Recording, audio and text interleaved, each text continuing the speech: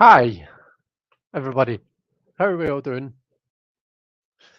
Um, Welcome. Thank you for joining me. I hope everybody's well. Uh, I have got exciting news. We are back on OBS. I'm back using my OBS studio. Let me just give you a wee bit of this action, wee bit of that. Left screen, middle screen, right screen. This is my tutoring one, which I actually still need to set up properly. Um, yeah, I got my husband to sit with me there, and we basically uninstalled my OBS and reinstalled it from scratch, put everything together again, and fingers crossed, it seems to have done the trick. I don't see any lagging so far, so I'm hoping that that's things back to more or less normal. So yeah, that's exciting. Um, I was thinking, like, I keep meaning to put together a video of how I use OBS because I know, like, I've mentioned it before, and a couple of people have been quite interested in seeing how it works. You know, um, I just need to work out. I suppose I could always just do a screen record thing. Um, but yeah, I want to put together a video of me, from scratch. Install it on your PC. There's another program that I use to link up my phone. It's called Droidcam OBS. You use it to link up your phone with um, the program on the computer. Um, and I think it's brilliant. It's really handy. Like I can just like mess about with like any camera I want. I can do this. I can add in a table camera. I've got it set up so let me just show you this here. If I do middle screen, right, you're going to see, I think it was Simon that called it the infinity mirror, but um so I think, in fact, no, actually, what I want to show you is the right screen. So again, another infinity mirror, but if you can see where my cursor is here, these are like called scenes. And if I click face, this is what you get. You're seeing basically I've got it set up so that it's just my face on it. I can click face and table and you'll see face and table, because I've got three screens. I've got left screen, middle screen, right screen. Right screen is the one that I'm kind of showing you this on. And then I've also got a tutoring one as well. So that's where I've got it set up. In fact, I've not set it up properly yet, but it's got my left screen because that's where I've normally got like the exam paper or the question that we're doing. It's got my face so that I can, because I don't like talking to people without them being able to see me. And also, normally this big black space would be the table, and I would have like whatever I'm writing on, so as that they can see me writing. Do you know what I mean? So yeah, that's OBS. That's kind of how it works. And as I say, I've been meaning to put together a wee video on how to kind of install it and just the basics of how to get around it. Because once you get used to it, it is really good. And I can even do other stuff like add in like my logo. I think normally I've got my logo down in the corner here. Um, you can do loads with it. So anyway, yeah, back to just my ugly mug. Let me go through and say hi to everyone that's here. Um, I thought we'd do something bit different today. I want to start off with and pull some cards, just pull some cards in general. Um, so I think it's a tarot channel, so why not book bookend the live with some card pulls? But first, let me just be polite and say hello to the people that have very kindly popped in to say hi. So I've got the lovely Simon from the Cave, Hermit's Cave. I've got Deanne from Crescent Tarot. Hi, Deanne. How are you doing? Um, we have got Redwing. Hi, Redwing. How are you? Uh, Simon says, I have no idea what OBS is. That's probably a good thing, being as I'm a total technophobe. I think you would enjoy it, Simon, once you kind of get, if you were to give it a chance and kind of a try and get used to it, I think you might find it quite handy because I actually use OBS for recording videos, like pre-recorded videos as well. So if I just go back to right screen here, so see how along here, so you know how that says stop virtual camera? So that's basically lets me turn whatever's on this kind of a screen here, the one that's outlined in blue, that lets me turn that into a webcam, right? So whatever is on there. That's what you see, whether it's my face, whether it's my face on the table, etc., all the stuff that I showed you. So virtual camera lets me transmit that to be a webcam. But I can also record. I can start recording, and as long as I've got my audio devices installed. So like how I install my devices. If I hide your comment just now, Simon, down the bottom here, so you can see like kind of this is where I've got everything set up. So it's just my Samsung screen right now that's there. But I can go to add and I can add in anything. So I can add in, for example, another display capture, which would be another screen. I can add in audio capture, which is so audio input capture is what I want to add in here. And because I've already got my microphone installed, I could just go to existing and mic and OK. And all of a sudden, as you can see in the kind of a volume things here, it's picking up my audio. So if I was recording, then it would be picking up my audio. So it's really, really kind of a really quite handy when it works, of course. Um, Red Twin says that's awfully technical. It is. I need OBS in my life, says Deanne. Yeah, like let's set up a wee date. Let's have a wee date evening, Deanne, and I'll show you how to use it. Brian from Blushing Nerd Tarot's here. Says hi to everyone. I'm still working, but I wanted to stop in and say hi. I hope that you're all doing well. I hope you're doing well as well, Brian. It's been really nice, kind of a catching up with you is the wrong word because I've just been kind of a watching you and stuff. But yeah, it's been nice seeing you. I've seen you do a response to a tag. It was the one that Logan did. Tarot firsts, was it? Um, yeah, really enjoyed it. In fact, I meant to leave you a comment, and now I'm not sure if I actually did, so I need to go back and check. But yeah, it's nice to see you. Hope you're doing okay. Deanne says, I'll just fly you to Michigan, and you can set it up for me. Right, here we go. So I I've got into this habit of pronouncing it Michigan, and I've got to like remember that there isn't a T in it. So Michigan is how I should be pronouncing it. Is that right? Um, yeah. Marita's here. Hi, Marita. How are you doing? How dare you? How very dare you? It says StreamYard in the corner, Chris. I thought StreamYard could do all of this too. So it kind of I can. I mean, I can add different sources. So let's see if I do middle screen. That's where I've got StreamYard. So I mean, you get most of us use StreamYard, so we'll all know this. But I can like what can I do? So what I can do is on my phone. I can like connect to StreamYard, kind of a like, just connecting it as a completely different source. And then I've got two cameras and I can sort them out using like these options here and stuff. But with OBS, it is a lot easier just because you can like I can like move this about. I can put it wherever. I can put myself right dead center if I so desire. Um, I can make this smaller or bigger or whatever. I can just kind of do it to suit myself. What I can also do, which I've not done it, but with OBS, I can install it's like a remote for my table camera, which I use to zoom in and zoom out and change the lighting and stuff like that. So OBS has got much more functionality than just using StreamYard. StreamYard isn't quite the same. Um, let's see. Oh, sorry, I'm making people. Marita says makes me dizzy. Sorry, I know.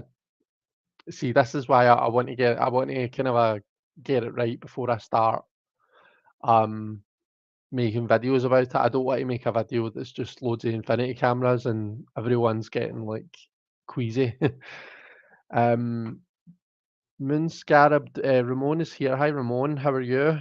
You doing all right? Oh, look at Simon. Look at Simon with his fancy O. Or you'll be on your phone actually, won't you? So that's all right. That it's pretty easy to find on your phone. Um, my a colleague in my work, his daughter, her name has got an E with I think it's an acute accent, the same as Ramon's O. And he did tell me how to do it on the keyboard on the computer, but now I've forgotten. It's one of these pieces of information I can't quite retain. Um, Simon says I always pronounced it Michigan too. Yeah, until corrected live. That's correct. We have all sorts of tricky pronunciations here, towns and cities and whatnot. You're doing great. Oh, thanks. Brian, I'm using EveMux. Is that how you say that? Instead of StreamYard now. It's similar, but it has some features that suit me better. OBS seems like a great way to manage multiple devices. As you can actually use OBS to stream as well, so like stream direct from it. Um, because I'd already used StreamYard before I started using OBS, I decided not to. I decided just to do it the way that I'm doing it, you know. But also see because I use it for recording and for this, it's easier to do it using StreamYard, you know, rather than using OBS Direct because you optimize the settings either for recording or streaming. So because I'm just using OBS as like a webcam here, I'm fine having the settings optimized for recording. Whereas if I was going to be using it for streaming, then I'd need to start thinking about changing my settings and stuff, and that would just be too much of a bollock for me, if I'm totally honest with you. Um, but yeah, so much technology makes my head spin, says Marita. I know. Right. You use a Mac, Chris. Just hold down the O key to see the options. No, I don't. I use Windows, Simon. I'm not one of your Apple nerds. I'm an Android nerd.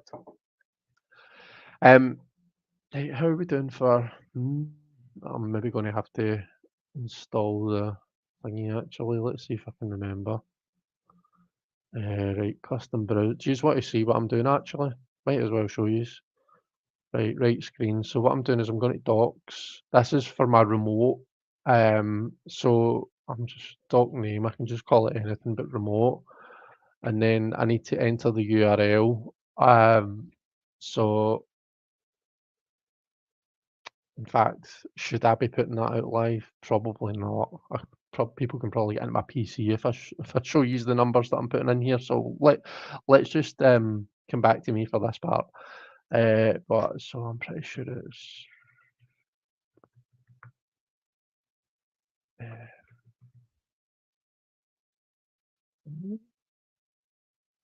yes. So now I want it along the side like that. Yep. Right. Okay. So now I've got. I'll show you. Now I've got this, which lets me turn on my phone flash and turn it off, and I can also zoom in and out. So again, turn on my phone flash, turn it off, and I can zoom in and zoom out as I desire.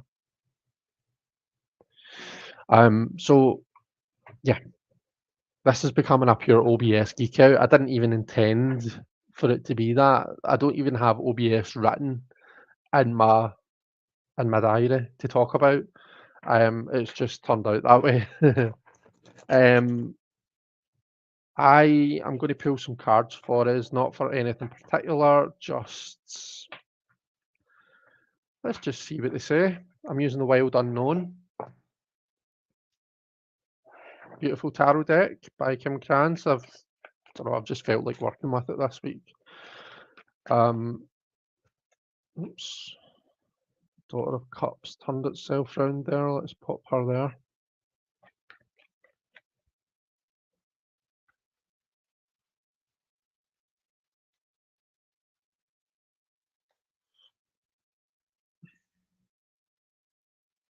It's mine and Simon's significator card. I'm going to make my face smaller just so I can fit some cards in here. So let's see, we've got the Eight of Wands,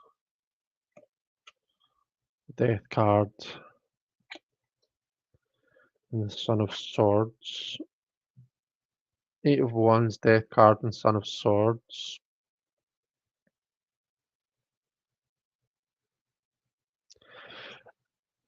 It feels like there's a hell of a lot happening, right? There's something that so the Son of Swords is the he's the one that will call things out, right? So there's lots and lots happening, lots of energy going on, lots of things changing, lots of movement. Basically, we've just got a lot of shit going on, and sometimes, I mean, that's a brilliant energy to have going in your favor. But sometimes things can be so hectic that we don't actually see the wood for the trees. We don't see kind of a what's going on around about us, and you see dead center here. What we've got is the death card, so that suggests that there's some kind of a dead wood in there. There's something happening. There's something that kind of needs to come to an end. It needs to change. It needs to transform. But because we've got all of this kind of a fiery energy around about us, I feel as though we're not seeing it.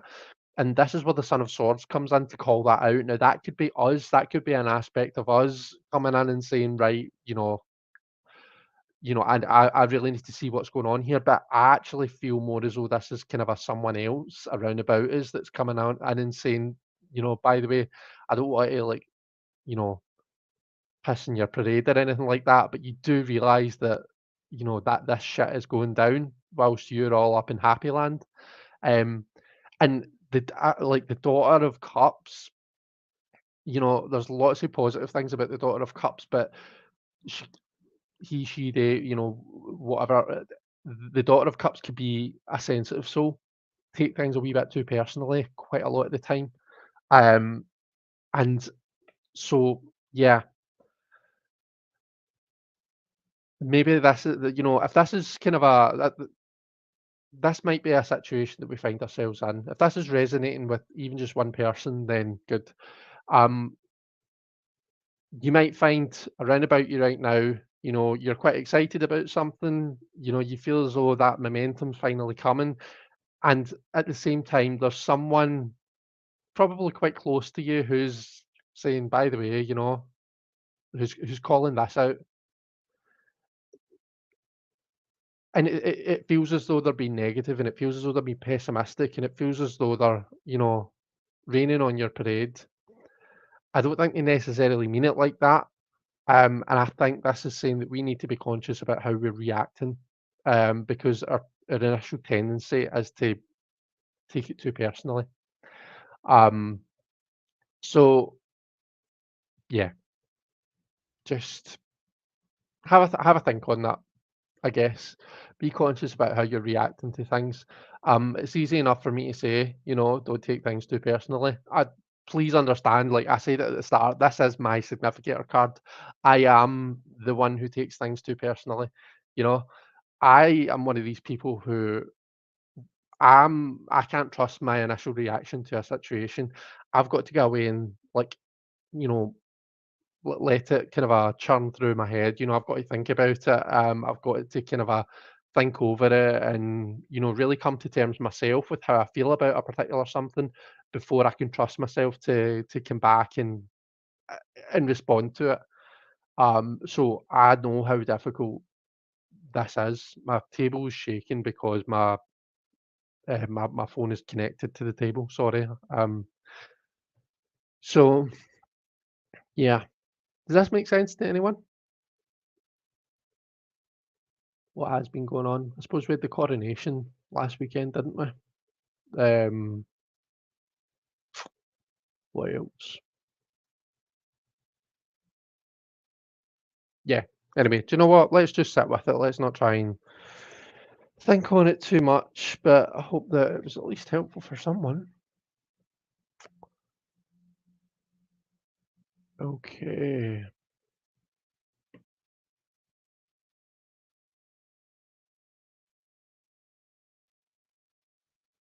And I did that whole reading with Simon's comment about Max and the Oki.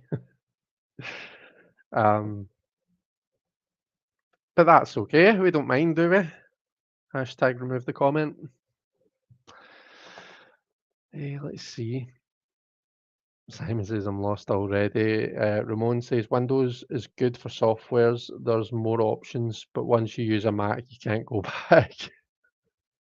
um, fair enough. I mean, I used to have an iPhone. I had an iPhone. I had several iPhones for many years, but yeah, I'm the opposite. Once I went to Samsung, I've not gone back since. Um,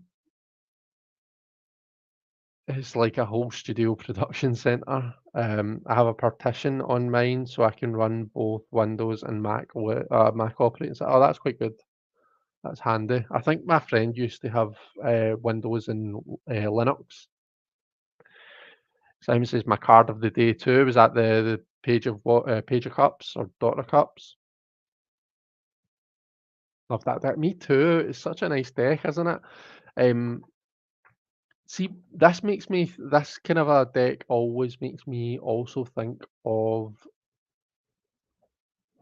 the Lumina, because the Lumina feels quite similar to this, only the Lumina has people in it and this doesn't have people in it. So you probably find that at some point soon I'll be using the Lumina Tarot as well.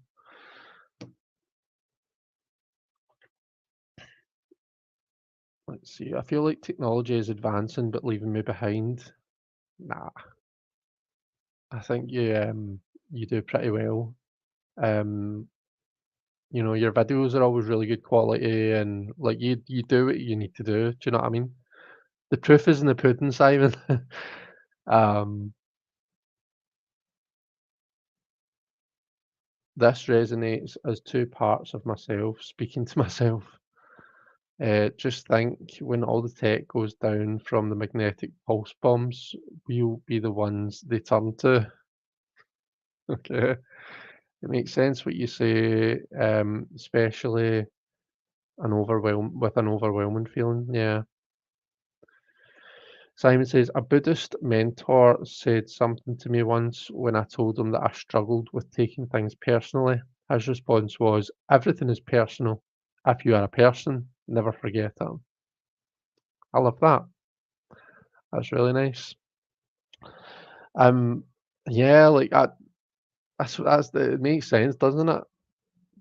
I mean, I'll be honest though, there are some times when I wish I could be one of these people where it's like, water off a duck, water off a duck's back. What have I done with it? Oh, it's a way back into the deck. Sorry, guys. Um, water off a duck's back. I wish I was one of those people, but I'm just not. Um, yeah, and it really makes total sense for my financial situation right now. Actually, I'm in this weird flux, and things are about to about to get really good, but for the next couple of weeks, things are a mess. Maybe you shouldn't offer to fly your Scottish friends over to Michigan then. Um, feel I need to clear my mind a bit. I can cloud it can cloud your judgment, especially anger. Um, yeah, yeah, definitely. I I had a the tarot gave me an epiphany about anger recently, so it did. I don't know if it was when I was doing a reading for someone else or when I was reading for myself and I was just talking like in a Zoom and just talking about the reading, but it was like I was listening to an audiobook or something. I can't remember, but it was something to do with anger. I think it might actually have been the Wildly Tarot podcast, and I might have riffed off of that. That might have been fresh in my mind, and I think I might have brought it into a reading, but it was basically talking about how, know, anger can be a useful tool, um, but you just need to think about what you're using it for. Do you know what I mean? You need to think about, I think, because I think the one of the hosts was kind of a, that she'd gone through, personal stuff in her life, and she was talking about how she was annoyed that she couldn't bring herself to be angry at the person. Um, and then her and the other host were kind of talking like, right, okay, what is it that that you think you'll get out of being angry? Why do you want to have the ability to be angry? Um, and so on and so forth. But yeah, random stream of consciousness. Sorry, Ramon. So one part of me is super excited for the healthy budget that's about to be in play, but the other part is a bit is like, bitch, listen, you're poor right now. Yeah, the Page of Cups was your card of the day. Cool. I never actually pulled a card of the day. Do you know that? Yesterday I had the Eight of Pentacles, but today I've been so busy Eight of Pentacles and that I never even had time to pull a card. That's terrible, isn't it? Nah, we're good to fly you out because, as I said, things are about to be real good. Wow, we need to catch up. I need to get the skinny on this. I need to know what's happening. Uh, Righteous anger is a thing, says V. There are some things that we should be angry about. Yeah, agreed. It can cloud your judgment. I mean, I got that. Sorry, I maybe stopped mid reading out your comment.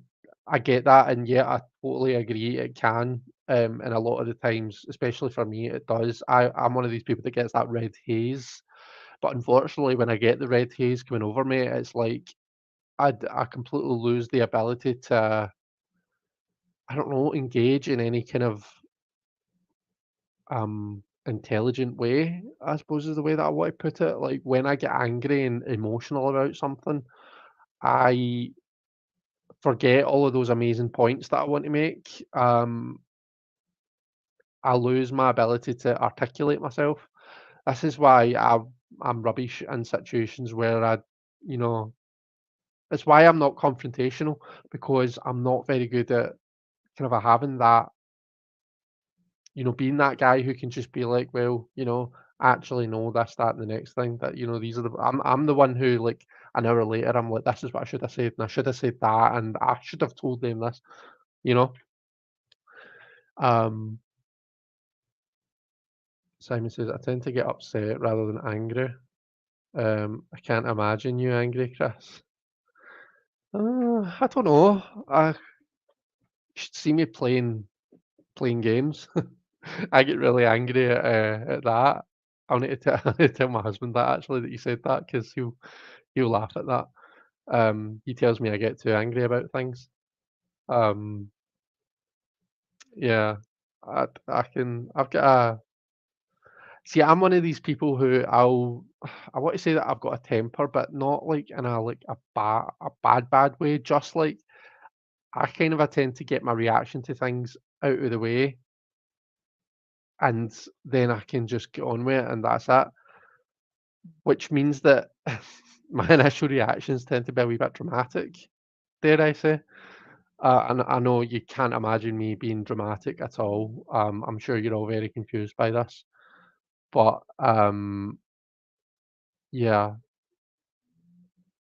Deanne's just said Ryan has an embarrassing video of me absolutely losing my mind over some Mario. Yeah, see, this is what I'm talking about. I will, fact, you know something? So way back when, like 10 years ago now, when I was it's Sandy that reminds me of this because he remembers me. I told him when we were on the date, but before I was going on my very first date with Sandy, before I met him for the first time, I was playing a game on the PS3. It was a Harry Potter game. Deathly Hallows Part 1 on the PS3 for anyone who's interested. But I was absolutely losing my shit because it was like a stealth bit where you had to like hide from the snatchers, I think, and I kept getting caught. And I was like getting myself more and more irate and angry. And it was my flatmate at the time said to me, "You better stop playing that because you're just going to be dead angry for going and meeting this guy." Um, and well, I suppose the rest is history. We've been together over 10 years and we've been married for over a year now. So um, thank goodness I heeded his advice. Otherwise, I'd be in a very different place right now. But yeah, I can be I can get angry sometimes. Um, Simon says, I guess I get angry when driving, and there are careless people on the road. But other than that, yeah, do you know what makes me angry when driving? People that do not indicate properly at roundabouts. Like, can we just talk about this? So when you're coming off a roundabout, you should be indicating left. So you should, like, before you, as you're passing the last exit before the one you're coming off, that's when your left indicator goes on. See people that don't do that, that just don't turn, because they don't know how to indicate at roundabouts, they just don't at all. I've got actual rage about this because, like, I'm sitting there like an absolute dickhead, like, waiting to come out, patiently waiting because this person's coming round, and then, oh, what do you know? They just exit before they even pass me, and they could have had their indicator on, but they didn't. That annoys me. That really angers me, so it does. Um, I've often said, mostly to Sandy, but to whoever I'm driving with, I would love to have, like, a button that I can press in my car where a big sign comes out the top of my car and says, "Indicate, you arsehole." Like, I would get so much use out of that if I had a button like that. So yeah, there's the road rage segment of the life. I can see your Scots temper getting the best of you, St. Marita. Maybe a wee bit. Janine says quick-tempered, not bad-tempered. Yeah, that's maybe a good point, actually. Um, Debbie says, "I'm about to go play Hogwarts Legacy right now." It's brilliant. It's really good. I played it and really enjoyed it. I was in a wee bit of two minds about playing it, just well, just because of the issues, shall we say. But like they've done a really good job with it. There are characters from all different backgrounds in it, and there's so it's believed that it's basically a portrait of J.K. Rowling, like burning on it somewhere. See if you can find it, Debbie. Actually, but yeah. So anyway, Hogwarts Legacy is really good. The story's brilliant as well. Um, Simon says my biggest bugbear is when drivers use the wrong lane to jump everyone else queuing and then push in at the front, making our queue longer. Yeah, yeah, same by the way, same. I'm one of these people that will drive bumper to bumper to stop people getting in. Um, I'm one of those people. I hate it as well. The thing is, like, see if people would just be where they're meant to be, you wouldn't have to wait. I mean, there's been times when I've been waiting like hours. I'm not even exaggerating. There was one time when it was quite recently, it was only like a month, maybe a couple of months back. I drove my friend home. We went to the cinema to see Scream 6. So that tells you how recent it was. We went to the cinema to see Scream 6. I drove her home, and I think it was Snoop Dogg was playing in the Hydro, which is like the big centre. Um, and because of that, the expressway was really busy. But because people they don't, like you say, they don't be where they're meant to be. They try and push in right at the start. I was literally like hours before I got home. I think I was driving for between 2 and 3 hours, what would normally have been a 15-minute drive. It was ridiculous, so it was. And that was all thanks to people doing that. It's just it really annoys me, so it does. It's so inconsiderate. Um, I'm a lot less angry than I used to be. I'll say that. Yeah, I think I am as well, Diane. The roundabouts in the UK are pretty massive. They give me anxiety. It, it was partially me. Yeah, see, I mean, some of them aren't as bad as others, but yeah, yeah, the one that I'm thinking of, the main one that I kind of used that's not far from my house, um, that is pretty big. So it's quite a big roundabout. You need to know what lane to be in and stuff. So I can understand people getting confused, but like indicating that a roundabout is just the same. Like you're following the basic principles. I can understand people being in the wrong lane, but lack of indication, there's no excuse for it, in my humble opinion. Um, I've been playing all week, enjoyed it very much. Yeah, it's fantastic, isn't it? Um, probably me. Yeah. Here in the US, at least here in the East Coast, people tailgate others in highways. They get dangerously close to you from behind, so you speed up. Also, you speed up as a form of road bullying. Yeah, we've got a term for that. It's not tailgating. We call that. So I don't know if this is just a Scottish thing or if this is a UK thing, but when someone does that to you, the standard expression is this person's driving right up my arse. That just tends to be what everyone says when someone is tailgating them here anyway. It's someone driving right up my arse. Brian loves Hogwarts Legacy. Um, Sometimes they just force themselves in, and if I don't brake, I'd hit them. Hmm.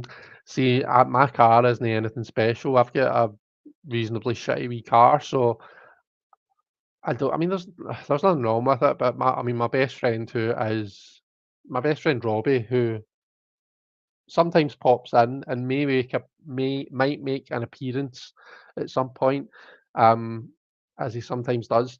He is the total opposite. He is all about cars. When he watches YouTube, he's probably watching car stuff. His car was like imported and custom made and is extremely fancy. Um, he says that my car is like a wee granny car. Anyway, the point that I'm making is I wouldn't really care that much. Or people. No, that's not what I mean. I wouldn't want to hit anyone, but in terms of like, I'm not like precious about. Oh no, I might get a dent or a scratch in my car. Statistically, it's more likely that someone's going to have a nicer car than me. So they're the ones that aren't going to want to hit me rather than the other way about. So I can kind of get away with just keep going because I know that, well, yeah, because I care less basically. Um, I can see your anger levels rising. Recounting the tale, yeah. Oh, Tony's here. Hi, Tony. Evening, Chris. Can't stop long. It's bedtime. Well, we're just talking about road rage and lots of other exciting things. So yeah, you've definitely joined at the right time. We say that here. Oh, you do? Right, okay. Driving right up my arse.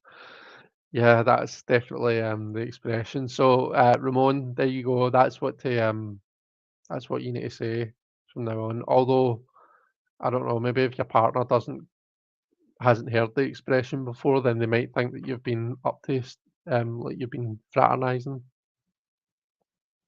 and you need to explain. It's the same in England. Chris says Simon. Yep, Chris in a granny car. Yeah, I would want Robbie to see my car. No, I know.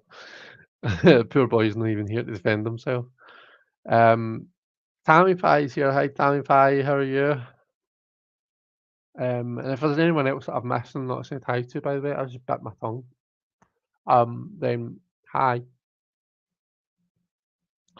Um, there was a couple of things that I wanted to mention. The first thing that I wanted to mention is, and let me just, as I speak, I will find a link because our very own and very lovely Gerald from Tarot Stash, I have noted or noticed that he is nearing 1,000 subscribers. So right now I make him to be on 947 subscribers.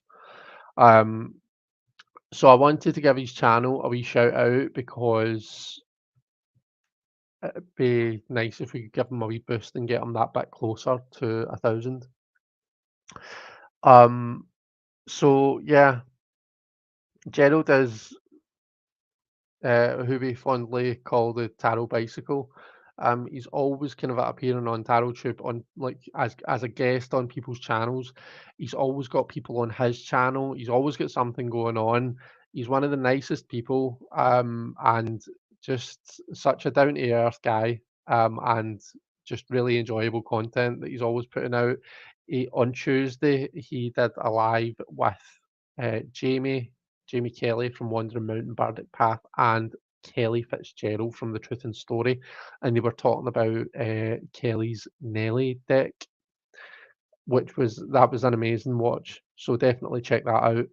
And please subscribe to Gerald if you aren't already. I would imagine that most people will be, but give him a wee subscribe. And let's see if we can get him a wee bit closer to the 1K. Um, the other thing that I wanted to talk about was a walk through the Forest of Souls. So this is Rachel's book, Rachel Pollock's book that has just been released. Um, I actually got it. Well, I've not got the actual book yet. I pre-ordered it on YouTube ages ago, so I should really make sure that that's still coming. But I also got it on Audible. So I've actually finished it. I've listened to it all. I've been listening to it whilst I've been taking my dog Luna out a walk. So it's just been me, Luna, and Rachel's book, and we go a walk around the graveyard. Um, Absolutely fantastic. If you enjoyed 78 Degrees of Wisdom, then you will enjoy a walk through the Forest of Souls. Um, there's been lots of kind of stuff happening. It was mainly on Wednesday, on the 10th, yesterday. Um, when there's been people that have gone live on YouTube, on Facebook, and put out videos and stuff like that in honor of the book being released. But there's one particular one where the editor of the book, who works for Wiser Books, um, she went live with like Carolyn, Mark Horn, and I can't remember the other lady's name actually. That's terrible. Um, but she was saying that the money that the money from people who buy the book goes to Rachel's estate. So if you buy the book, whether it's on Audible, through Wiser Books or whatever, if you buy A Walk Through the Forest of Souls, then you are putting money towards Rachel's estate. So don't think that because she's now passed that's not still in some way going to, the people that she cares about. 'Cause that is. Um, yeah, I just wanted to give a shout out the content that's been made. It's been absolutely fantastic. Um, our Jonathan Daly, he done a live yesterday. Um, Robin, so Robin has been reading the book from Toadstool Tarot. He put out a tag at the start of the book. There's a bunch of quotes where people basically describe what tarot is to them.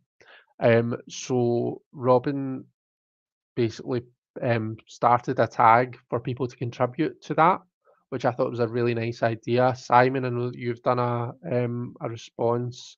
Pretty sure Brian has, and I've been working, so I've not been very good at keeping up with it. But there's been several people that have already contributed to that, and they're wee quick videos, so it's really just a quote. So these videos are like a minute, couple of minutes long. Um, so definitely check that out. And yeah, there's a Facebook page. If you look up the hashtag "A Walk Through the Forest of Souls," you'll find lots of content on YouTube, on Facebook, and you'll find videos that people have done. I know in the book, um,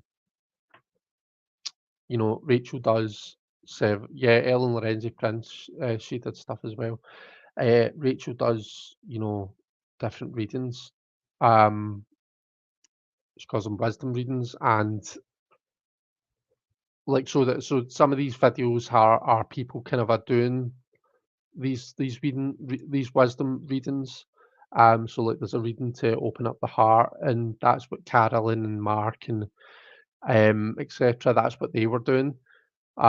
So definitely check it out because it's some really kind of a really good content, and because it's all coming from Rachel in one way, in some way, it just feels really nice. Um, so yeah, check that out. And Justin Michael, my good friend Justin, and I are also planning on contributing. We're planning on doing a joint live at some point, um, hopefully in the next week, where we will also chat about the book and chat about Rachel and what she, meant to us. And we'll talk a wee bit about the book because, well, I've finished it and I know that Justin's a good bit into it already. So, yeah, definitely check that out. Let's see. Brian says Gerald is a gem. He absolutely is. Gerald has a great channel. I highly recommend it for information and entertainment. Yeah, yeah, he's brilliant. Just like yeah, he is very informative. Like he does have some really kind of a meaty, good content on there, but his delivery is what makes it. Like he's just really kind of a he like he makes everything funny. Do you know what I mean? He finds the funny way, the funny side and things, and he puts them across in a way where it's kind of a just playful, which I think is fantastic. Your water signs are thick as thieves. Um, it's not out till July. Oh, well, that would explain why I've not. Is it July? I thought it was June, which we're not in yet, which would explain why I've not got it. But is it now July? Walk through the forest of souls. Paperback. The 25th of June is when it's released here. Um, but it's already out in the US. It's out on Audible, the audiobook. So if anyone fancies listening to it, then it's already available.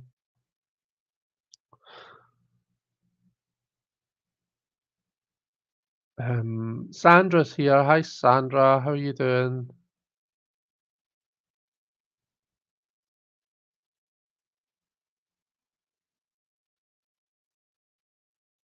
Eh, yeah, love Robin's tag, says Tony.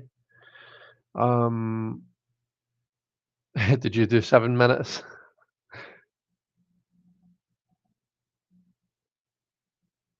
Let's see. Sounds like a great live. I will try to make it.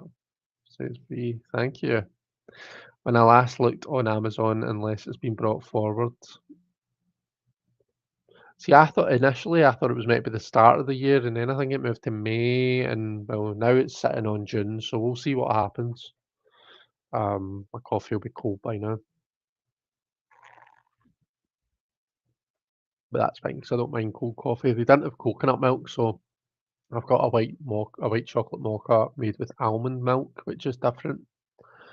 But I'm enjoying it. What's everyone else drinking? Has anyone got a cheeky alcoholic beverage? Um, I'll be getting a copy of that, says Sandra. Yeah, it's good. Another thing I should say is, I think I mentioned this last week, but Justin and I are toying with the idea of starting a book club, where we talk about A Walk Through the Forest of Souls. So keep your eye open for information about that as well.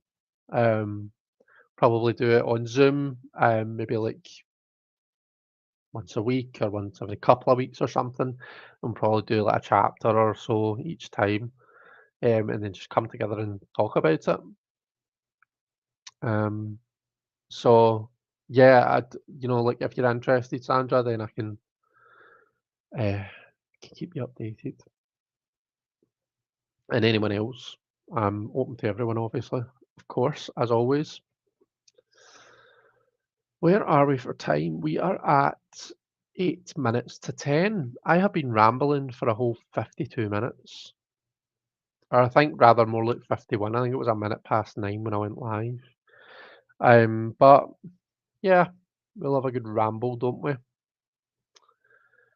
So yeah, something else. Do you know what else I've been really interested in lately? So I know not everyone works with tarot spreads, just in general. Um, but I do love a good tarot spread.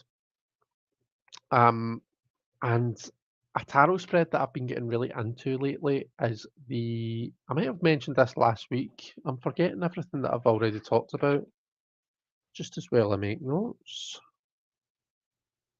Yeah, I have got it here, the horoscope spread or the astrological spread or the zodiac spread, whatever you want to call it. Um, it's the 12 card spread where you've got, one for each of the houses. Um, but it's just such a dynamic spread and it's really interesting the different ways that you can work with it. Um, so I've been really deep diving into that. I'm planning on getting together with a good friend and doing a reading for them. And we're going to kind of like explore it together because there's all the different facets. Like, obviously, there's each of the 12 houses and what they mean. And there's different interpretations of them. So like there's the basics, but then there's like like the fourth house can mean the mother, and the 10th house can mean the father, and the third house can mean like your brothers slash sisters. The fifth house can be your children. Seventh house can be your partner, or the people in your life. There's different ways of looking at it. So yeah, it's interesting. I'm really kind of interested in it. It's taken a lot of you know, um, my time lately. So you may well see some content from me that is, you know, centered around that spread. Um, if you guys would be interested, that is. Um, so yeah, let me know if that's something that you would want to see from me. Um, because like the idea is like obviously you can read each card, just on its own in that house and what it means, but then you can kind of like you can pair up the opposite cards because you've got like the first house is you, the seventh is your partner, like I said, like the fourth and the 10th is like the mother and father. Um, the trying to think of different examples. Like so like your kind of a second house is like your earned income. The eighth house is your unearned income. So like inheritance and stuff like that. Scorpio, third, I think you can look at that as being like that can be like your kind of a early education, and then the 10th house is Sagittarius, so that's like further education. There's like different ways of looking at them all. So you can read them in the opposite pairs, and then you can look at the elements, so the three earth ones, like your money, your work, and your reputation. You can look at them together and say, like, how do they match up? Am I working my absolute arse off and not making much money out of it? You can kind of read the energies. Um, so yeah, it basically the short version of what I've just been saying is I've been geeking out a lot about this spread. I'm excited about it, and I'm potentially going to put some content out about it if you guys would be interested. So let me know what you think. If you're watching this back, then leave me a wee comment. Um, I'm interested in feedback. Lovely Malamir is here. Just popping in to say hi for a few minutes. It's lovely to see you. We were chatting earlier on today, but I hope you're doing all right. Um, oh, thank you very much, Marita. Your accent is a joy to listen to ramble away. Um, V. Kestrel says, I've never participated in a book club, would likely motivate me to get a book finished. You know, I've never participated in a book club either. Neither I have because I've never been that much of a bookie, like a bookworm. Occasionally I'll get really into a particular book, but I don't like to be rushed to read stuff. I like to kind of do things at my own pace. But that's the good thing about having the audiobook is I can just like I could listen to it for hours. I wouldn't necessarily be able to sit on my arse and read a book for hours, but I could listen to something for hours whilst I'm doing other things.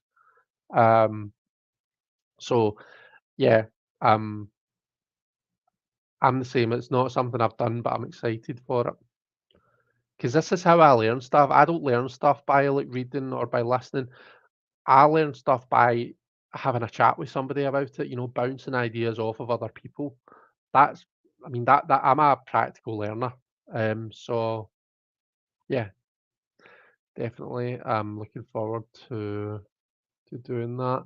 Sandra, I'll absolutely will we'll no doubt put something out if and when we are doing it. Um,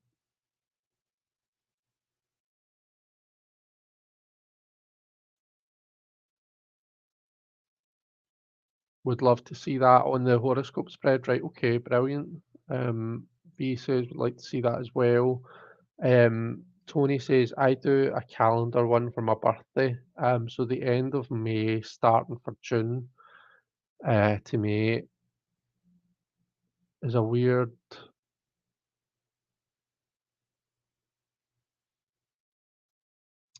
Let me read that again. I do a calendar one for my birthday, so yeah, that's a kind of an alternative. So you still get your 12 cards, sitting in basically in the clock positions, um, going from like 9 o'clock anti-clockwise round to 10 o'clock. Uh, but it's like month one, month two, month three, month four, all the way around to month 12, rather than like, house one or Aries, house two, Taurus, house three, Gemini, etc. Um, It's weird to look back each month at the messages. I don't know much about the houses, so that would be interesting, says V. It's a great idea, Tony, to do a year ahead from your birthday. Super excited about your new Astro spread. Please put out some content about it, right? Okay. Just ordered the newest Rachel Pollitt book today, May She Rest on Power. I am a bookworm. I may have a book video coming up. Oh, that's exciting. Need to look out for that, Sandra. I used to read books for hours, but now it makes me tired. So I've switched to audiobooks whilst gaming. Nice. Astral cards would work well in a zodiac spread to lay out positions for houses to layer tarot over. Yeah, definitely. Excuse me, sorry. Um, by astral cards, do you mean this particular deck, or do you just mean any kind of astral cards?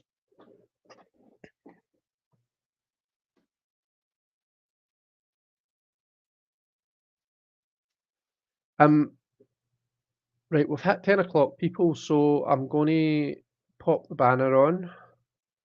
Anyone who would like a reading, and I'm using the wild unknown at the moment, but that may change, we'll see. But anyone who would like a reading, please pop your question in the chat. If you'd just like a general reading, then just say general. Um, don't worry about tagging me. Don't worry about capital letters. I will tend to see the questions as they come up. If I am not coming to you, like if you've asked a question and I've not seen it, then the chances are YouTube stopped your comment coming through, but I might just not have seen it. So just let me know. Um, But yeah, questions in the chat for the cards. Let's pull some cards. Um, See what the Wild Unknown has to say.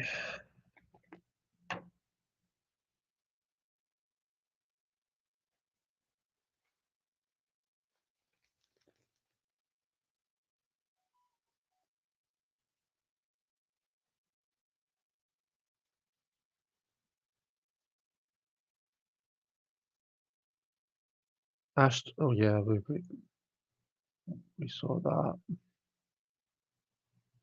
Yep, that's the one. Yeah, so yeah, I agree actually, and those are really nice cards. So they are. I love the images on them. Got a wee question from Marita. Thank you, Marita. Uh, Debbie for a general V. Brilliant. Right. Okay. I've got three questions to get me started. So if anyone else would like to ask a question, then please pop it in the chat. Um, okay. So any advice about Marita's current relationship? I'm going to assume that you're meaning like a romantic relationship by that and read the cards accordingly.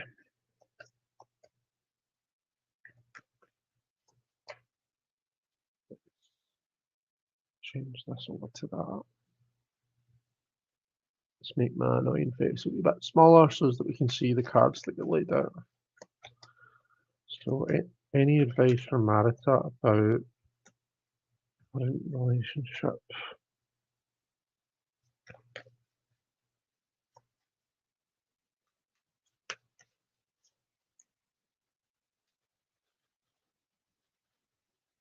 Two of Pentacles, Seven of Cups, Five of Pentacles. Okay. Did you see the Chariot popping out when I was shuffling? I did just put it back in the deck, but the fact that the Two of Pentacles has come out kind of reinforces that Chariot message. Um, they're two cards that to me have a somewhat similar feel to them. So with the Chariot, it's like we're controlling both horses. And we're trying to do that in order to get the Chariot, drive the Chariot in one direction and not have it being pulled apart. Now the horses in the Chariot are like a metaphor for like the horses are the different aspects of ourself. And the Chariot is basically life in general. So you're trying to kind of deal with the different aspects of yourself in order to keep your kind of a life moving forward in a positive direction. The Two of Discs has a kind of a similar feel, although it tends to deal more with the less from a general life point of view and more from like the kind of a everyday kind of a stuff that we juggle. So like my job, my social life, my well-being, all these kind of a things. These are all kind of a different aspects that we see represented by those two pentacles, being juggled by the two pentacles. So given that you're asking about a relationship, and given that we have, two cards, the Chariot and the Two, with this very kind of that this quite strong duality aspect, um, I'm going to say that right now is all about kind of you know, trying to get on the same page, right? That's what I feel you want to be concentrating on right now. It's kind of just trying to kind of get things pointing in the same direction, trying to get both your priorities aligned. Basically, get yourselves to a point where you're singing from the same hymn sheet. So maybe there's a wee bit of work needing done there, and maybe the Seven of Cups is a bit of an indication as to why, because sometimes the Seven of Cups can talk about see when we're like a wee bit in the twilight zone. It's a card that talks about it talks about things like fantasy and illusion, and these could be like a good thing and a bad thing at the same time. For a positive point of view, like relationships are supposed to be exciting. You're supposed to be able to kind of visualize where you see it going, and kind of a like juggle those coins or drive that chariot in order to get yourself there. It all starts with that kind of a fantasizing about it. Also, as well, if we are talking about a romantic relationship, there's all obviously the kind of the intimate side of the relationship, and fantasy and playfulness really comes into it there. Okay. Now we are kind of ending up on the five of pentacles. Okay. Now that might feel like a bit of a negative to end up on. We do have the rose though, as the image. The rose is one of these images that it's a strong symbol for me of taking the positive aspects with the negative aspects. So a rose is you've got the beauty of the petals of the flower, but you've also got the thorns to deal with, all right? So there's pain and there's beauty in the rose. Um, so it's all about kind of taking the good with the bad. I suppose, like when we're talking about a relationship and our connection to another person, there's really not that much that we can do to change the other person. There's only so much that we've got control over. So to a certain degree, we do have to take the good with the bad. Um, I think when it comes to that stuff, it's all about having conversation, and just kind of you know, being open and honest with each other and saying, look, I really love this about you. It maybe upsets me when you do this. All you can do is be honest and be upfront, set people's expectations, and let them, be transparent. That's what I'm trying to get at. Be transparent with them. Um, so yeah, it feels as though there's so much potential still there. Things are still, nothing's carved in stone. Things have the potential to go either way, like just like that chariot, you know. But for now, you should be concentrating on getting yourselves on the same page. There's a strong kind of a dual aspect to this reading. Even when you look at this Seven of Cups, you've got like the sun and the moon there. So there's a strong duality there, and I feel like that needs to be resolved before we can start kind of casting forward to see where things are going. Okay, I hope that that's helpful, Marita. I hope that that kind of gives you at least something to think on. Um, but yeah, I can see you've said yeah, so hopefully that means that something resonates. Um, you can let me know. Next, I've got Debbie, who's looking for a general for the weekend. Still fairly new and long distance. Chariot vehicle, long distance. Um, Probably for some time to come. Thank you. Right, okay, okay. Well, I mean, I suppose that explains the big duality that was coming through in the reading. If you're in different locations, then that's a big thing to have to juggle. It's a kind of a factor in the relationship that lots of people don't have to deal with. So it's something extra that you have to think about. Right. Let's look at a general for Debbie for the weekend.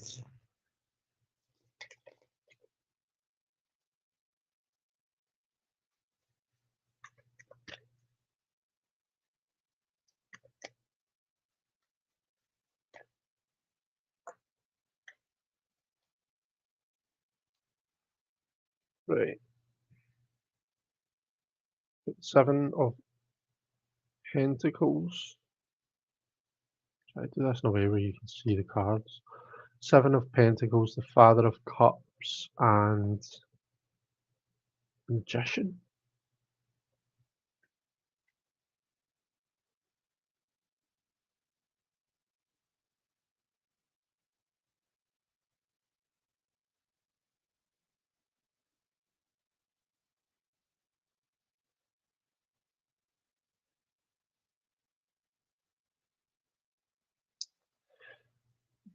This image for the Seven of Pentacles has always really interested me because it looks as though the coins are all kind of aligned in the corner of a room. See how like it looks as though you've got the ground and then the wall, and these have been kind of a nicely arranged into the corner. Um, how do we interpret that though? And how do we interpret that in context with the Seven of Pentacles? It's an interesting one. So just in general, right, the Seven of Pentacles for me is a card about um it's kind of about patience. It's asking us to think about where we are putting our efforts.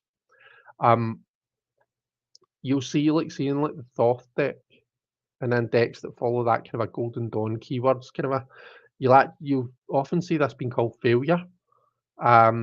Its astrological correspondence, I think, is Saturn and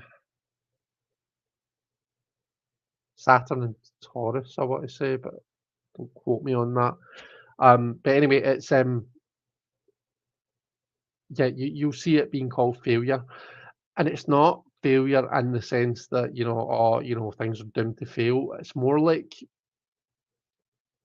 it's a card that can sometimes mean like you're putting a hell of a lot of energy into something and you're not really getting a lot out of it. Do you know what I mean? So it asks us to kind of think about and maybe sometimes reassess where we are directing our efforts. Um, you know, are you being, if we're talking, m- money or resources, time, that kind of thing, are you being fairly compensated, or are you getting out as much as you're putting in, or are you kind of is there a bit of an imbalance, like not in your favour? Do you know what I'm saying? Am I making sense? Um, that's it feels like that's what that's getting at for you for the weekend, Debbie. Think about where you're putting your efforts. We've got the Father of Cups coming up and the advice position, your advice for the weekend. So it could well be that it might not be like a kind of a physical thing that you're doing. It might not be talking about finance. I don't get the impression it's talking about from a work point of view. Given that this kind of a cups card is coming out, actually suggests that it may well be more, interrelations. It might be like the efforts that you're putting in efforts with someone, you know, and um they're not putting into it as much as you are, if that's making any sense. The Father of Cups is kind of the advice there is for me just like take a step back. Um, be diplomatic. There's a way to kind of have boundaries. See how we've got this it's along the wall. Boundaries I think are important. Um, set boundaries. If you feel as though you're bringing more to a particular dynamic than what you're getting out, then be clear about what your boundaries are. Be clear about what's expected. There's a way. The Father of Cups is kind of a saying that there is a way to do it such that you're being true to yourself. And hello, the dogs come to say hi. There's a way to do it where you're kind of sticking up for yourself, and you are kind of doing yourself justice, but at the same time, you don't need to kind of be like antagonistic about it. You don't need to be a dick about it. The Father of Cups is saying there is a diplomatic way of doing this. There's a there's a way to kind of hit that sweet spot in the middle, I guess. The magician coming out in the end is quite nice. So firstly, because it talks about like we've got minor cards here, and then you've got this major card coming out as the kind of the potential of the situation. So that suggests that whatever's kind of going on, um, there's the potential to really make something of it. You know, so if you do find that you're able to set those boundaries, or just kind of rebalance those scales in a way that's favorable to you, it's really going to kind of it's going to be really beneficial for you. Do you know what I mean? You're going to see benefits that you maybe never thought, maybe never saw coming. You never thought, oh,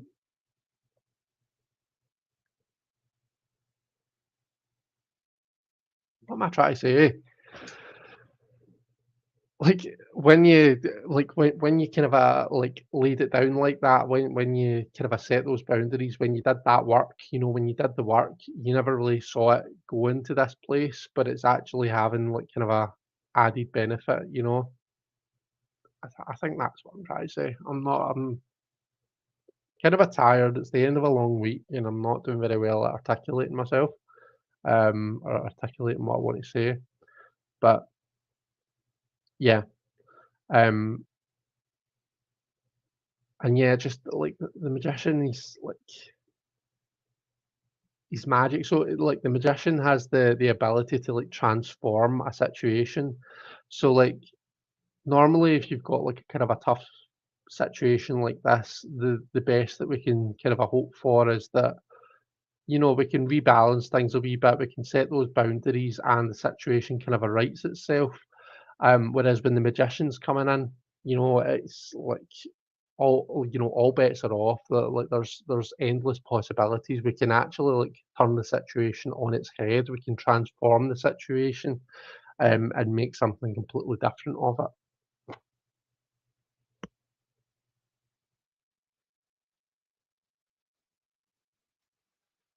Oh, right. A lot to think about, but I do like the magician at the end. Good. I'm glad. Okay, so that was Debbie. We've also got V Kestrel. Justin, I've seen Justin. I was talking about you earlier on. Just get home, enjoying listening. Hope you're well.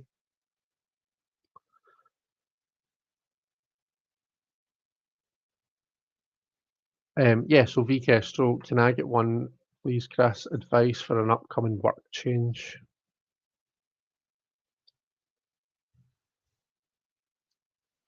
Right. So let's try and be more articulate than what I was just there. Because as much as there was definitely something I was trying to say, I just feel as though it wasn't happening. Do you know what I mean? Words are failing me. So let's try and be a wee bit more succinct and a wee bit better about expressing myself here, right? That's my aim for this particular reading. Okay,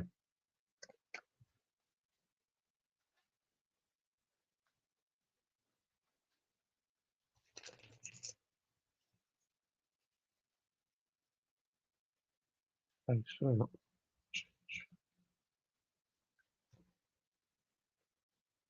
Oh, chariot,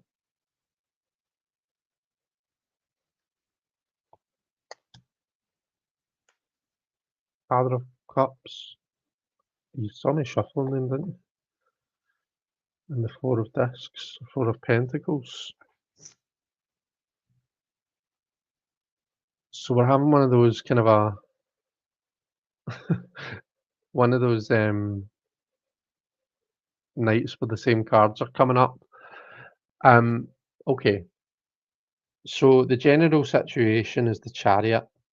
Um, I suppose I've already kind of talked at length about what the Chariot means to me.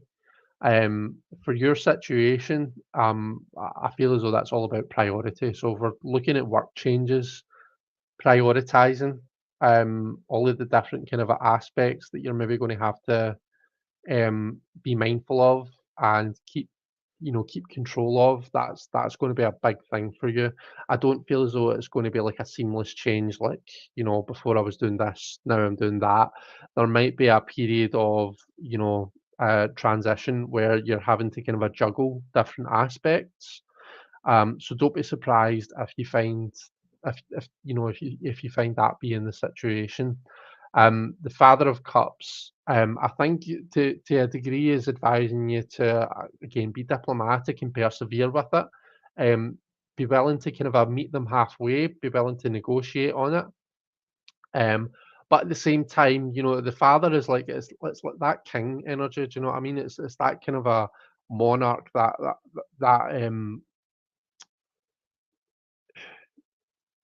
just that kind of a master energy.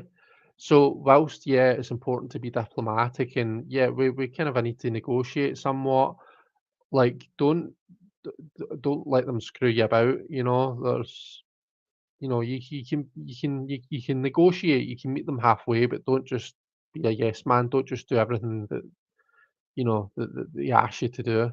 I feel as though there's maybe going to have to stand up for yourself, but be quite tactful about it. Is maybe what this is saying. The direction that it's going and the outcome card that you've got is the Four of Pentacles. So for me, this is all about material stability. So everything's going in the right direction. I just feel as though there's a bit of a transition period to get you there. But that this is, this says that your work situation is going to be pretty stable at the end of it. Um, the Four of Discs is a great card. Earth is meant to be stable. Um, we like the ground beneath our feet to be stable and in one place. We don't really like it being too changeable. So yeah, very positive outcome. Um, just yeah, wee bit tactful about the transition period. Okay, so you can let me know if that resonates, if that makes sense. I hope that it's helpful. Let's see. Hi all, late getting in, was too busy watching Eurovision. I'm going to miss the final on Saturday. I'm raging because I've got a dinner thing with friends. Um, so yeah, I was looking forward to the Eurovision Song Contest. I love watching it, but hey ho, can't moan too much. It'll be nice to catch up with my friends. Um, right, I don't have any more questions. Does anyone else want a reading? Anyone else want to ask a question or just want a general kind of read? Pop it in the chat. What's everyone got planned for the weekend? Is anyone doing anything exciting? As I've just said, I've got dinner plans with friends from uni, so we're doing that on Saturday. Other than that, I've got my usual Friday tomorrow with my niece, and don't think I've got much else planned. I'll maybe try and get some content filmed because I'm conscious that I've not released any videos in a couple of weeks. Can you pull me some can you pull me some cards, please, on family issues? Will they improve? Yeah, let's have a wee look.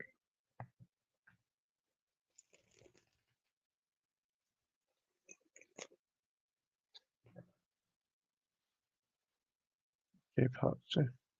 Let's have a look at these family issues.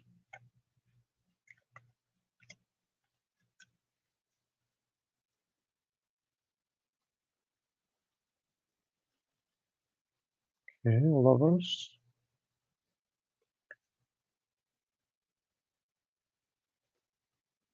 The Emperor and the Six of...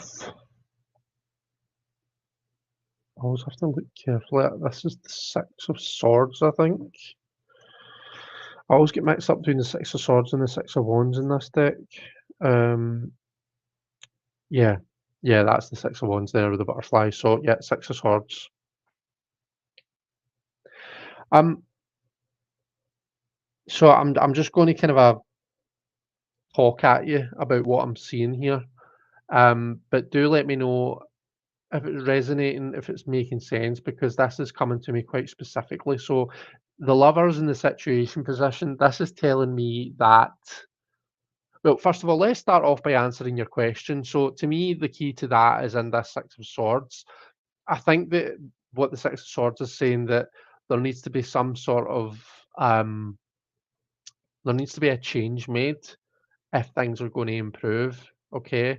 The Six of Swords can often talk about seeking help from an outside source, like talking to a therapist, a counselor, something like that, talking to someone who's, objective and doesn't have any stake in the situation, doesn't have any interest in the situation. and basically it's bringing everyone back onto the same page, and kind of just like I feel as though that's going to be needed if the situation is going to get better. All right. Now there's positivity in the card. We've got the rainbow. Things that we do see things quite difficult with this kind of a darker energy down the bottom, but there is that kind of a that clearer energy up the top. So there is the potential for it to get better, but I feel as though action is needed in order to get you there. Okay. The Emperor may well actually be reinforcing that message. This is the advice card. When I first saw this, I was thinking this was advice specifically to you, and that you need to be that solid foundation. You need to be that stable figure. Maybe to a degree, it's saying that you need to be the not quite the middle person, but you know what I mean, like the kind of the diplomatic one, the one who's kind of the safe middle point for everyone, that meeting space, and that's just kind of a symbolised by this solid kind of a tree. The emperor is the strong, stable structure that everyone can rely on. And to a degree, he's the one that brings order out of a chaotic situation. Now, that could well be related to this. The Emperor might well more be talking about this kind of a outside independent, um, source of help that you need to go to. So maybe it is like a therapist or a counselor or something like that that's kind of indicated by the Emperor here. Either way, whether this is indicating you or whether it's indicating someone else, there needs to be that diplomatic, that middleman, that figure in the middle who can objectively kind of help everyone to get onto the same page. The lovers is interested as the kind of a general situation. Quite often, I think of the fool's journey when I see the lovers card, and it's a card about choices. Basically, because so think of the fool going on his journey. He comes up against cards like the Empress and the Emperor, and they're cards that teach him, you know, what his responsibilities are, what's expected of him. Even like the Hierophant, that's like the people around about you, your community. It's like learning traditions. It's learning like social customs and things like that. So through all of these cards, the fool is learning, what is expected of him, what his responsibilities are, what his parents, what his family, what all of these people expect. All of a sudden, he reaches puberty. He, the lovers comes along. He sees someone who he kind of finds himself attracted to, and he's got this choice to make between his responsibilities and what he actually wants. He's got to choose between what's expected of him and what his heart really kind of desires. And that's where this choice aspect comes in, and that's why in these old Marseille decks we often see we see the lovers card as someone choosing between, like often seen as like a guy choosing between his mum and like this young blonde figure who's come into his life. Um, so I feel as though there's like a bit of to translate that, sorry, into your situation. I feel as though what's feeding this is either it's like it's a choice that someone's made, basically like it feels like someone's not, um, for better or for worse. It's all to do with someone who's not doing what's expected of them. It feels like in the family there's certain expectations, and someone is not kind of meeting those expectations, or they're not kind of meeting those responsibilities. And that's what's causing a bit of a rift. Um, so I'm hoping that makes sense, because that is quite specific. Um, so this might be from your point of view where, you're just kind of you've reached a point where you're like, right, okay, like I know what my family expect, but this is my thing. I need to, at the end of the day, I need to choose for myself, and I need to go off and do this. Um, or this could be like someone else in the family, you know, has certain responsibilities and they're just not meeting them, you know. Um, Yeah, I could read this either way. But yeah, I think that there is the potential to improve, but work needs to be done. Help needs to be sought, asked for, and sought in order to see it through to that kind of a um, that peaceful outcome. So, Patsy, I hope that resonates. I hope that's helpful. And yeah, I hope that the situation does improve.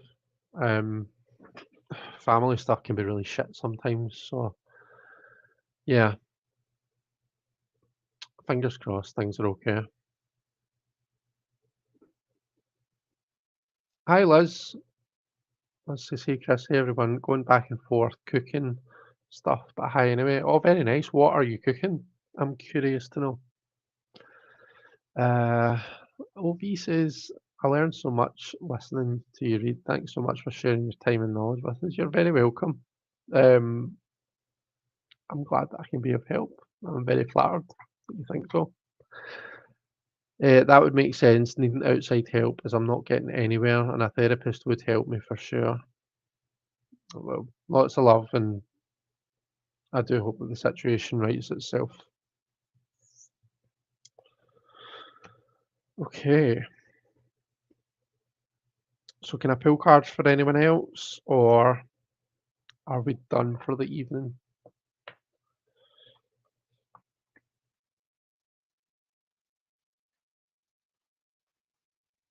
Oh, jeez.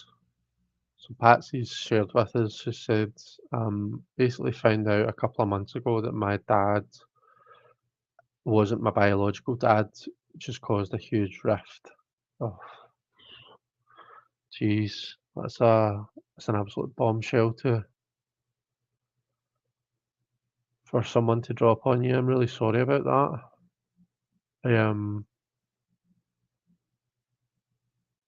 God,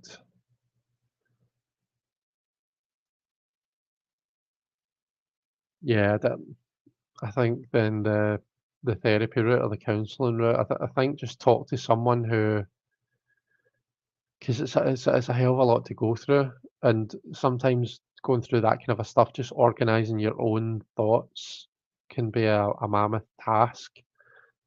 So yeah, I think chatting to someone who can be that emperor energy, who can be that that just that solid um sounding board, that that sounding board who you can talk to and who will be honest with you. Um, yeah, but I hope that things do improve. I really do. I'm sorry you're going through that.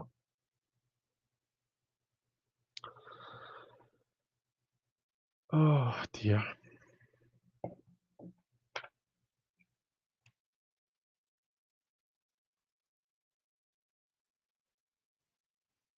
you're getting the blame. Ugh, no, no, absolutely not.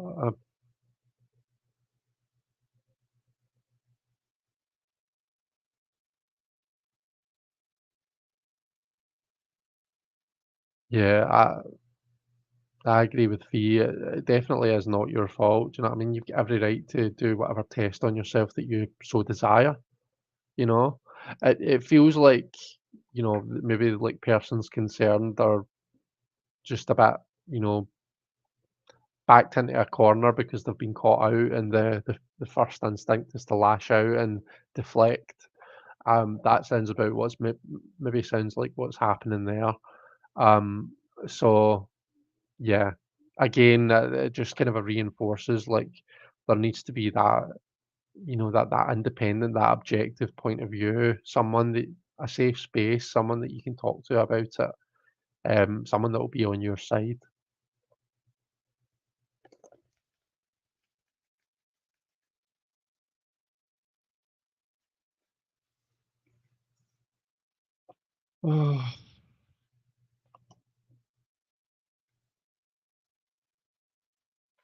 Okay.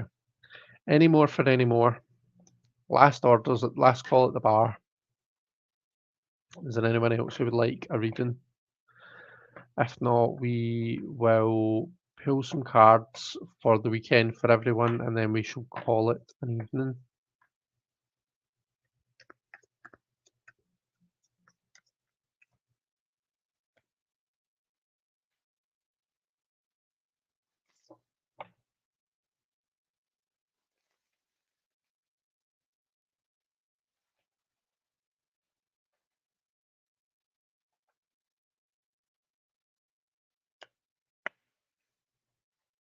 Okay, let's pull a card then. Oops.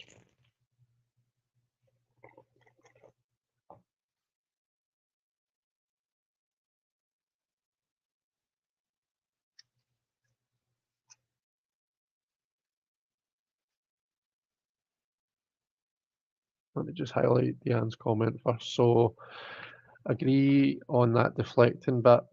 People think they're doing the right thing and have their reasons. Hopefully, with some time, they will realise you have your reasons, your rights, your freedoms, etc. Yeah. Okay. Let's pull a card for the weekend for everyone. Um, Send us off into the weekend.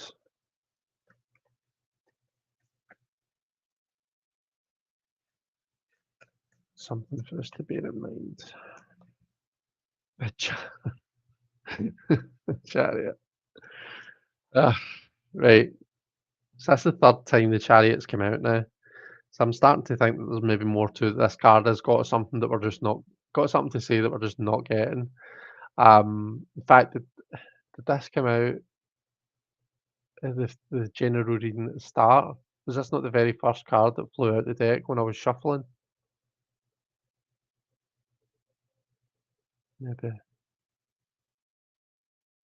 maybe not. Maybe not. Maybe this was a specific person's reading that this flew out for. But anyway, so like the chariot card. So I talked a bit about the fool's journey there, right? Let's look at it in this context. Let's try and come at this from a different angle. Otherwise, I'm conscious that I'll have just have regurgitated the interpretation of the chariot three times. So we talked about the fool's journey. Um, so that the fool's journey. So like the magician and the high priestess for me are the fool basically learning about his own kind of innate energies. He's learning about his own capabilities. The magician is the kind of a active energy. And we'll sometimes see the magician represented by an actual magician who's holding his hands like that. He's summoning energy from the spiritual realm and he's manifesting it in the physical realm. Um, the point down, the bringing it down from spiritual and manifesting it on the ground. Um, so that's like he's acting as a lightning rod for energy. He's like taking something that was previously just a concept and he's like creating it. So it's a very active. He's like a lightning rod for energy. It's a very active card. Sometimes we see it as like the street magician. So if you look at your old Marseille decks, it's like the trickster, or like a street magician type. And that's active in a different way, because he's actively engaging with people, he's pulling people in. Everyone sees him on the street and wants to know what's going on. You know, it's a very kind of a active, active card for active energy from a social perspective. You've then got the high priestess, who's kind of in ways the polar opposite to that. The high priestess is more about it's more of a quiet energy. It's more about kind of a sitting with yourself. Um, it's big about intuition. Intuition is part of intuition is understanding. All right. So intuition isn't really just like, gut feelings and instincts and, my intuition is telling me to, go for this one instead of that one. There needs to be an understanding, an innate understanding without actually having to think about it. That's important to intuition. Anyway, I'm going off on some tangent. I've not even got to the chariot card that I pulled. Let's regroup. So, magician, and High Priestess, active energy and quiet, more passive energy. All right. But the point is, the Fool is learning about his own capabilities, his own innate energies. He learns how to push out with that, that active energy of the magician, and he learns how to kind of go within. He learns how to be quiet with that kind of a more passive energy of the High Priestess. He then comes up against the Empress. Okay, now the Empress is like the mother card. She nurtures him. She like showers him with love. And it's that energy that lets him grow. The Emperor, like it is a bit more disciplined. It shapes him, it defines him. Okay, so with the Emperor energy, the Fool is learning like kind of he's given his name. He learns, what he's going to be when he grows up. He makes decisions like that. He starts to think about things like, what actually makes me me. You know, what am I good at? What am I bad at? Starts to kind of a pigeonhole in that way. That's the emperor. That's the energy of order, and it's what you might associate with that kind of a like archetypal father energy. The Hierophant comes along and it's that teacher. It's kind of a tradition. It's learning like kind of about how your community works and how you fit into it. Um, it's learning what society expects from you. It's learning like societal norms and things like that, and what it means to kind of a fit in and what it means to kind of a be a bit weird, and you learn how to where you fall in all of that. We talked about the lovers, so then it comes to the lovers, and all of a sudden there's this split, there's this duality. Like I know what's expected of me, I know who I am, and I know what I'm supposed to do, but my heart is taking me in this other direction. All of a sudden there's this sexy lady that's come along who I find myself really attracted to, and I need to make a choice. I need to choose between being responsible, make the responsible choice, do what's expected of me, or do I go with my heart? Do I go after this kind of a, this passion, this love? And that split and that duality is what brings us to the chariot. Typically, we see the chariot represented as like the two horses, the black and white horses pulling the chariot. And you can look at the chariot as being like a metaphor for the soul, but I like to think of it as being see those that split, see those two forces, that kind of a between like my responsibilities and what's expected of me, and that kind of a greater good side of me, and my desires, my base desires, my what am I attracted to, what do I want to do, like irrespective of what's expected of me. It's learning how the chariot is where we learn how to kind of wield both of those things, and balance them essentially, and that's why it's like the generally we see it as like the two horses, because you're trying to balance these different aspects of yourself in order to drive the chariot forward, in order to get your life moving in one consistent direction. Okay.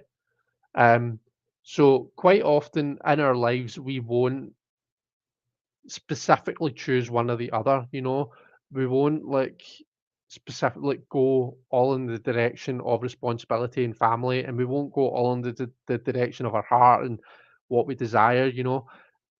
As human beings we tend to fall somewhere in the middle, and that's how we're controlling the chariot. That's how we're controlling the horses. What direction the chariot goes in depends to what degree we we wield those aspects of ourself. It depends to what degree we control those horses. So for me, that is what the chariot is all about. It's learning to deal with those different aspects of ourself and do so in such a way that you know that life progresses, that we develop, we're successful in our endeavors, that we live the life that we want to live. Do you know what I mean? That we want to live and that we need to live. We balance out what we want and what we need, and what plays out as life itself.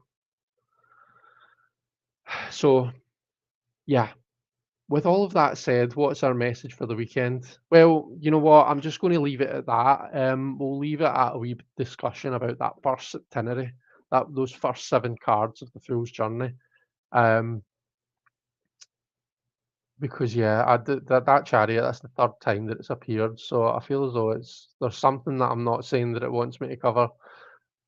So hopefully now kind of we've covered that ground. Now that I can get off my soapbox. Okay. Patsy says, "Well, I'm traveling this weekend to visit my children and grandchildren." Um, Nice. Well, safe travels. The High Priestess keeps our magic hidden. Deanne says, "Love this particular chariot because it shows one integrated being but keeps the unbridled nature of the horse." Yeah, yeah, exactly. I also love the chariot card and the Tarot of the She because it shows one horse, but it's got like two, it's half black and half white. Um, so we get that kind of that dualistic nature of it in the image. That's plenty for us to think about for the weekend, how all that plays into our individual lives. Cool. Well, I'm glad if nothing else, I've given people something to think about. Okay, it is 10:47 here. I will leave it there. Um, I hope everyone has an amazing weekend. Take care, whatever you do get up to. Patsy, you be safe in your travels. Uh, yeah, Liz says Cancer in the zodiac, right? Yeah, the chariot is aligned to Cancer. Um, yeah, take care, everyone. Have an amazing weekend. And I shall see you all soon. Bye, everyone.